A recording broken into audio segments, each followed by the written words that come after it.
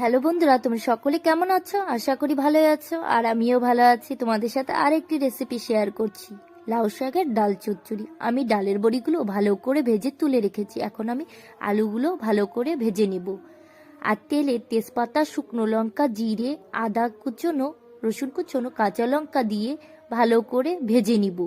ভাজা হয়ে গেলে কেটে রাখা টমেটোগুলো দিয়ে আর একটু ভালো করে ভেজে সামান্য পরিমাণ নুন, হলুদ দিয়ে ভালো করে নাড়াচাড়া করে নেব।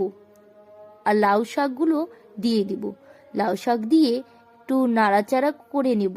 আর এতে যে জলটা বেরোবে তারপর আমি আলুগুলো দিয়ে দেব।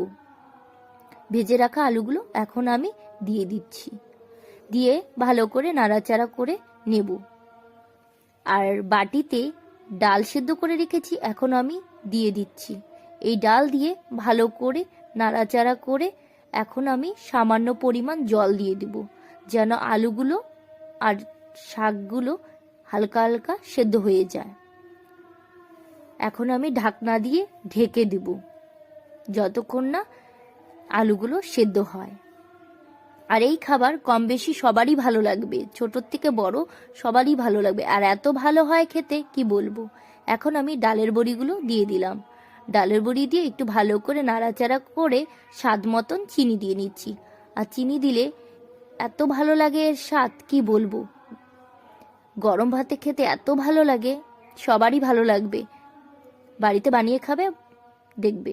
এখন আমি গরম মশলা দিয়ে নামিয়ে নিয়েছি। সবাই কমেন্টে জানিও কেমন হয়েছে। টাটা।